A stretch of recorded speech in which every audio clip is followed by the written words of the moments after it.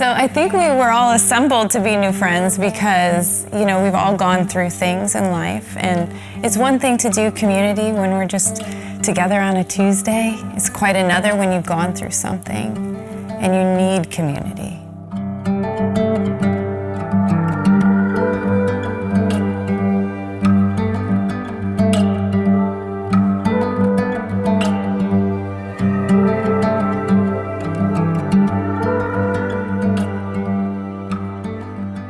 So I would love to just start by hearing your stories and getting to know you guys. So Daniel, would you like to start for us? I would love to. I'm still discovering what makes me, me. But I've been a musician most of my life, singer-songwriter, producer, and I love creativity, and I love things that are unique. That could be a blessing and a curse in the creative space. I would say serenity is a beautiful thing, and life will try to steal it from you, and learning how that it's up to me to keep my peace and not give it away. Thanks, yeah. Tedashii, how about you? Yeah. What is it like to be me? Being me is, I think, to be in a constant place of belonging and searching. Where I feel as though I have great friends, community, networks, connections, family, and yet still living with this angst for various reasons on wanting to still fit into some place seamlessly and just based on my own judgment, still searching, so. Laura. My turn. Yeah, what's it like to be you? What is shaping you these days? Yeah, well, I feel happy and content and joy-filled and challenged, all of the things.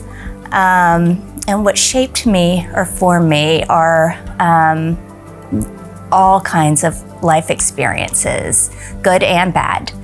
And, I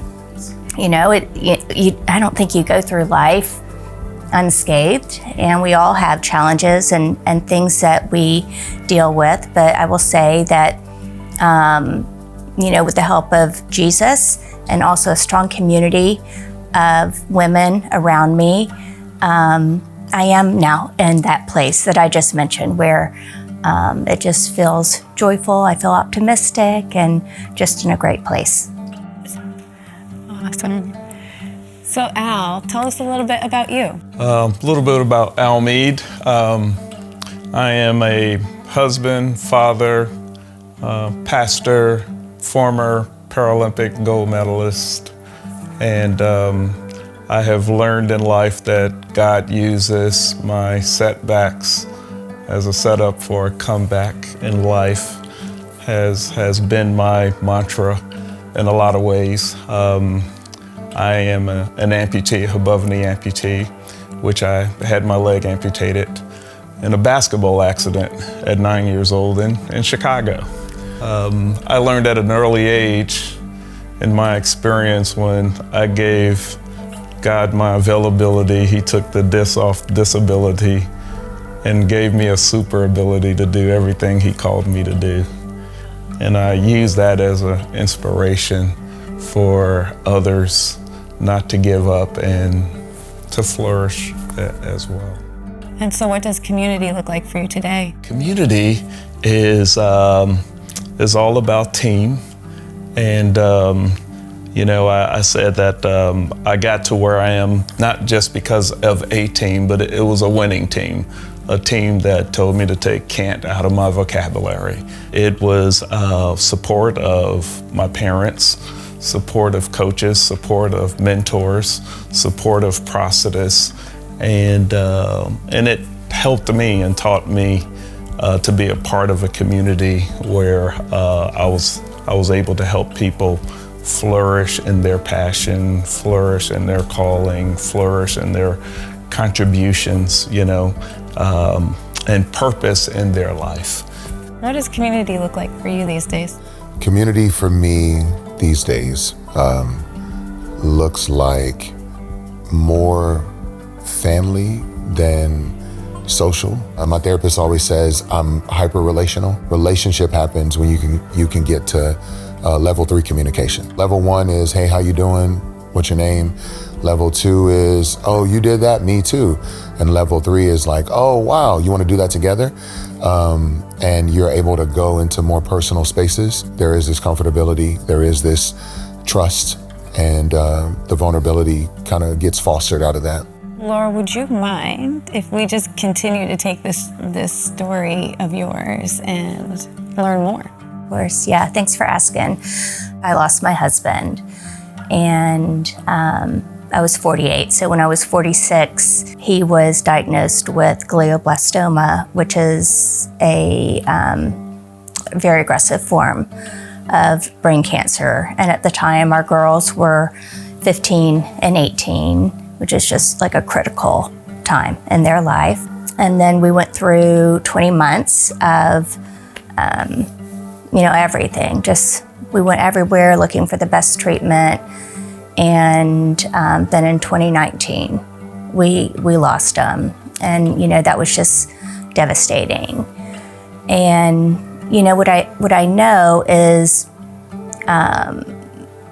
the pain does not stop when the tragedy happens. That's really when it starts. I was so fortunate to have a group of people around me that both family and friends, incredibly strong network that had been built over years, that just leaned in. And they leaned in, certainly in practical ways. They would decorate my house for Christmas when I just didn't have it in my spirit. And they would, meals and help driving and help with all the things. But also just, I feel like they grieved with me. They cried with me. They felt what I felt, maybe not to the same extent, but they loved him too. I'm not sure how I would have gotten through it without them. I think, there are days when you want to just stay in bed, like you just do not want to get up. But I knew that I had my girls to live for, and also this incredibly strong community that was around me. And that's what got me through it. When my son passed, I hated everything. I gave my life to the Lord at a young age. I just wanted to coast into eternity. And God had different plans. And that loss sent me spiraling in ways that I didn't know was possible. But it was community that sat me down. And they were like, you got 2 choices, therapy or rehab, you pick. But you're not gonna leave this room until you pick. And I'd never had someone love me so vigorously. And I was upset and I was annoyed. And I wanted to leave, I wanted to fight, to be honest. Yeah. But they loved me enough to keep me in the room until I made a choice. I didn't know while these 2 people were in the room with me, there was 50 people praying. There was, 10 people at my house going, we hope he picks this, we hope he does this. And I didn't know there were people hoping things for me. So when I think of community, I really do think of people who persevere, not to judge you or just challenge you, but because they see what the potential is in what they've experienced with you. And so I'm grateful people saw potential that I'm worth fighting for. And in community, I learned that was a real thing. So. And it takes a lot when you're in those vulnerable situations to let people in. I remember in my own journey, in my own story, when the tears wouldn't come for me, but then the people that were with me were crying, and they're like, we're so sorry, we're crying. I'm like, actually, no, thank you. Yeah, because you're showing me what I'm feeling that I can't access right now. Right. I have 3 kids, and my older 2 were diagnosed pretty early on with a rare terminal genetic disorder. And so we would spend a decade walking our kids home, and it was regressive. So the kids would lose the ability to walk and talk and feed themselves, and G-tubes and seizures and all that stuff. And our community came around us and built us a house for our kids that was wheelchair accessible. And I used to say our floors sagged because we had so many people that came around us and were participating for over a decade in various ways through our story. And even after the kids passed, and they both passed, Jaden was 11 and Brooklyn passed at 9, and our people were still with us. And they were exhausted. You know, they had gone through this decade with us. Somebody said to us, don't rob us of being with you in it, because our story was for them too. It shaped their families, it shaped their conversations. And so it just makes me continue to go, we need each other. Whether we're going through difficult circumstances or whether we're just living life on a Tuesday, we need each other. To be known is to be vulnerable. Right? And so to keep these surface level friendships, they meet us on some level. But what we really all want is to be seen and to be known and to be loved as we are. As I minister to people, the biggest blessing that they leave with when I share my vulnerability with them. And they're shocked that, wow, you go through that? There's a sense of anxiety for you? You've doubted, you know, that God's going to show up at times. You have struggles, you have challenges, you have setbacks. And that's been some of the greatest blessings that I've been able to share with others. I remember after I lost Kevin, you know, and then I re-entered the workplace. It was harder than I thought it was going to be. And I constantly got that question, like, how are you? And I just said, I'm a functioning mess, but functioning. Now is my opportunity.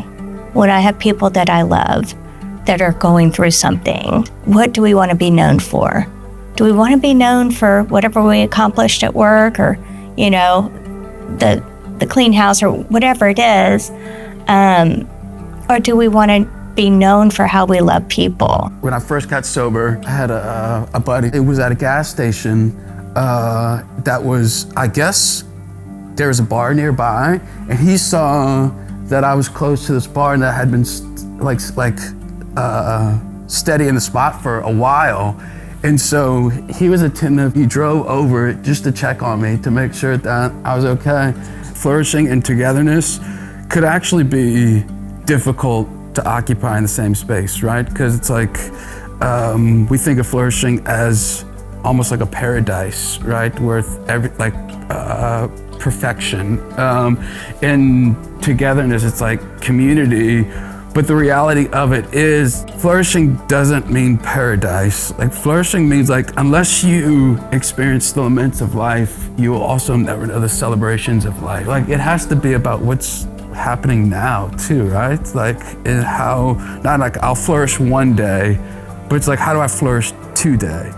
And think about flourishing. I mean, it needs rain, it needs sun, it needs dirt, it needs someone next to it to share its root system when it's thirsty. Like, flourishing looks like a whole lot of things, right? And it's not just sunny and rainbow. And so you need people to be there on your worst day and your best day. That's flourishing. And we can only get that in community. Yeah, facts. Yeah. Thank you, guys.